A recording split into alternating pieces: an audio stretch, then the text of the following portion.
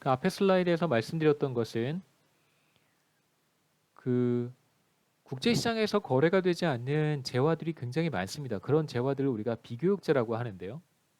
그래서 교역재를 트레이더블스라고 하고 국제시장에서 국가 간에 서로 다양한 교역이 이루어지고 있는데 트레이드가 발생하는데 그렇게 실제로 거래가 되는 재화들을 우리가 트레이더블스라고 하고요.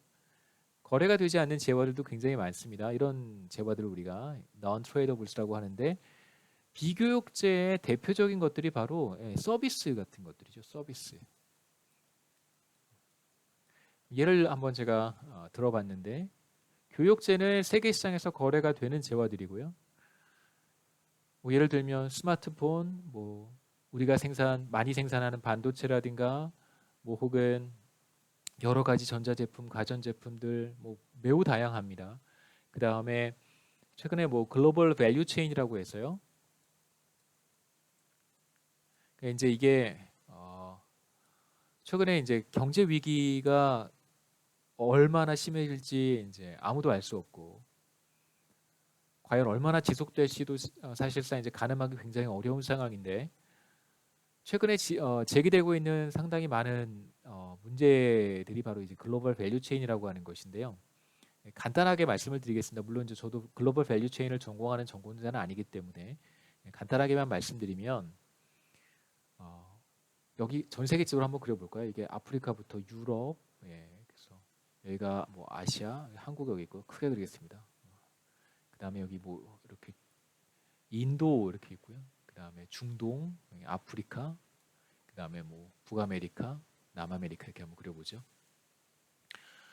그러니까 실제로 뭐 보잉이라고 하는 비행기 회사에서요. 보잉 아시죠? 보잉 비행기 회사에서 비행기 회사가 뭐 이쪽에 본사가 있다고 한번 해보죠. 북미에 본사가 있습니다. 자 그러면 엔진은 뭐 여기서 만들고요. 엔진은 여기서 만들고 날개는 여기서 만들고 몸통은 여기서 만듭니다. 그래서 조립은 또 뭐 여기서 이루어질 수 있고요. 그다음에 엔진이 여기 엔진이었죠. 예, 뭐 중요하진 않지만 엔진을 여기서 만듭니다. 그런데 엔진에 들어가는 다양한 부품들이 있는데 그 부품들을 여기서 만들고 뭐 여기서도 만들고요. 여기서도 만듭니다. 이렇게 해서 부품들이 일로 모여서 엔진이 만들어지고 엔진과 뭐 몸통과 날개가 또 다 일로 가는 거죠. 이렇게 이쪽 지역으로 가서 또 여기에서 이제 조립이 되고 그게 또 이렇게 오고 물론 이제 엔진에 들어가는 부품이 뭐 여러 가지가 또 있겠지만 이 부품을 만들기 위해서 또 여기에 들어가는 엔진 A, 엔진을 구성하는 부품 A를 만드는 또 다른 부품들이 또 여기에서도 오고 여기에서도 오고 이렇게 그러니까 단순히 비행기 하나를 만드는 것이 한 국가 내에서 그것이 모두 다 이루어지는 것이 아니라 전 세계에서 다양한 지역에서 다양한 파트들이 생산이 되고 그 파트들을 구성하는 또 여러 가지 서브 파트들을 만드는 것 또한 또 다른 국가들에서 이루어지고요. 비단 뭐 비행기 하나의 문제가 아니라 뭐 스마트폰부터 시작해서 굉장히 다양한 재화들이 이런 형태의 일종의 뭐 가치 사슬이라고 보통 번역을 하는데 글로벌 밸류 체인으로 전 세계가 묶여 있기 때문에 한 국가에서 경제 위기가 매우 심하거나 혹은 지금 유럽 지역 동시다발적으로 여러 곳에서 그다음에 캐나다, US 뭐 이런 곳에서 경제 위기가 발생을 하게 되면 기본적으로 공장들이 한두 개가 셧다운을 한단 말이에요. 최근에 몇 개 공장들이 계속해서 셧다운하고 있습니다. 그렇게 되면 이제 글로벌 밸류 체인이 이렇게 작동하지 않게 되겠죠. 그러면 실제로 여기에서 이 공장이 엔진을 만드는 어떤 공장이 셧다운을 하게 되면 엔진의 부품들을 공급하던 여러 국가들, 여러 지역들의 공장들이 동시에 셧다운이 될 것이고요. 그래서 만약에 한국에서 어떤 엔진 부품 A라고 하는 것을 만들었는데 이 공장이 가동 중단될 것이고 셧다운이 될 것이고 이 A에게 또 다른 부품들을 하는 다른 지역과 혹은 뭐 다른 국가와 국내의 다른 공장들도 또한 셧다운 될 것이고요. 이런 식으로 파급되는 문제들이 있어서 과연 그 문제가 얼마나 심각할 것인가 이제 이게 최근에 이슈 가운데 하나라고 할 수 있습니다. 여하튼 다시 우리의 주제로 돌아가서 자, 비교육제는 대표적으로 서비스라고 할 수 있고요. 이동통신 서비스, 국내 대표적인 이동통신 서비스가 KT, 그다음에 SKT, 그래서 LG U 플러스 이런 건데요. 기본적으로 이런 거는 교육되지 않습니다. 잘 아시겠지만 여러분 해외 여행을 나가면 거기서 더 이상 KT나 SK텔레콤이나 LG U 플러스의 서비스를 받지 못하고, 물론 이제 우리가 국내 이동통신사에다가 일정 비용을 지불을 하면 국내 이동통신사들이 해외 이동통신사와 계약을 맺어서 여러분이 뭐 어느 지역을 가든 그 지역에 어떤 이동통신 서비스를 이용할 수는 있습니다. 하지만 교역이 되는 것은 아니죠.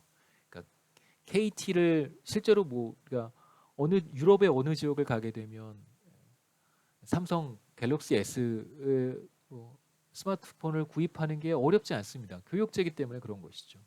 하지만 거기 가서 뭐 KT나 SK텔레콤이나 LG U 플러스를 이용하겠다? 말도 안 되는 겁니다. 여러 가지가 있을 수 있는데요. 뭐 대학 교육 서비스 대표적으로 교육되지 않고요. 학생이 오거나 학생이 가야지. 하버드의 교육 서비스를 우리가 받고 싶다면 물론 뭐 온라인 강의 이런 거 수강할 수 있는데요. 당연히 하버드에 가야 되고요. 학생이 가야죠. 예. 그 다음에 뭐 대중교통 기본적으로 버스는 우리가 버스는 트레이더블스지만 교통 서비스는 트레이더블스가 아닙니다. 그 교통 서비스를 이용하고 싶으면 그 지역에 가야 되는 것이고요. 교통 서비스. 그 다음에 뭐 여러 가지 관광 상품들이 그런 것이죠. 관광 상품. 남산타워, 서울타워죠. 서울타워 보고 싶으면 서울에 와야 되고요. 그 다음에 뭐 한옥마을 보고 싶으면 한옥마을에 가야 됩니다. 한옥마을이 물론 이제 뭐 사진을 찍어서 볼 수 있는데 그건 사실상 엄밀히 말하면 한옥마을을 보는 것은 아니니까요. 그래서 세계 시장에서 거래가 되지 않는 재화들 이런 것들을 우리가 비교역제라고 부르는데, 제가 여러 가지 이렇게 예를 들어서 말씀을 드렸지만 기본적으로 비교역제의 가장 중요한 특징은 대부분이 서비스라고 하는 것이고요. 서비스의 가장 공통적 중요한 특징 중에 하나가 매우 노동 집약적이라고 하는 거예요. 노동 집약적, 레이버 인텐시브합니다. 물론 뭐 자본 집약적일 수도 있겠지만 노동 집약적인 경우가 많습니다. 가장 대표적인 게 의료 서비스라고 할 수 있는데, 물론 의료 장비가 첨단화되어 있기 때문에 사실 이건 노동 집약적이라고 볼 수는 없지만, 뭐 예를 들면 우리가 일상생활에서 접하는 대부분의 서비스는 노동 집약적이라고 봐도 괜찮습니다. 여러분, 대학 교육 서비스가 자본 집약적일까요? 노동 집약적일까요? 저는 노동 집약적이라고 생각합니다. 자, 이제 이런 특징을 우리가 염두에 둔다면 소득 수준이 상대적으로 낮은 국가들의 특징을 한번 이렇게 들여다보면, 첫 번째, 비교육제 가격이 상대적으로 낮습니다. 다시 말하면 서비스의 가격이, 물론 모든 서비스가 비교육제라고 말할 수는 없지만 대부분 비교육제는 서비스고요. 서비스의 가격이 비교적 저렴합니다.